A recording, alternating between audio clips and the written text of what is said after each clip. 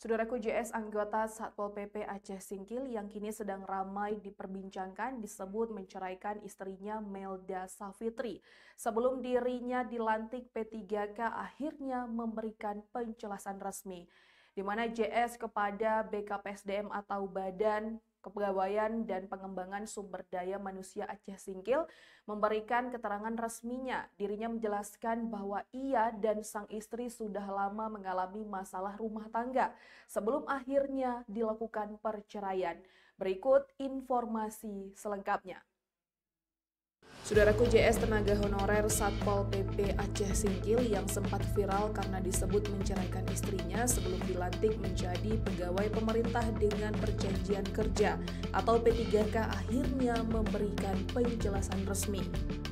Dalam klarifikasinya kepada Badan Kepegawaian dan Pengembangan Sumber Daya Manusia atau BKPSDM Aceh Singkil pada Rabu 23 Oktober 2025, JS menjelaskan bahwa dirinya dan sang istri Melda Safitri sudah lama mengalami masalah rumah tangga sebelum akhirnya resmi berpisah.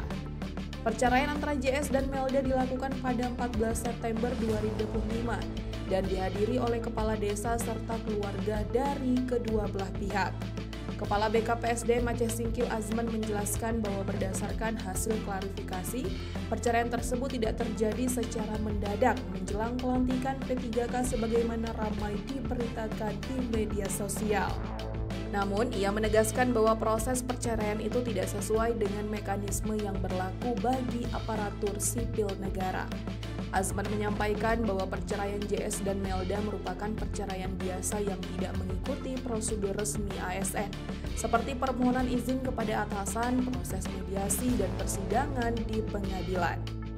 Menurut hasil penelusuran BKPSDM, Melda Safitri juga hadir dalam pertemuan keluarga yang digelar di Desa Kampung Siti Ambia, Kecamatan Singkil, Kabupaten Aceh Singkil, dan turut menandatangani surat pernyataan sebagai tanda kesepakatan bersama.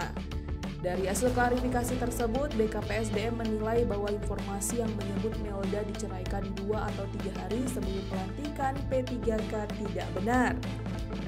Azman juga menyampaikan bahwa tim penegakan disiplin atau BKPSDM Aceh Singkil masih menindaklanjuti kasus tersebut melalui proses klarifikasi dan mediasi.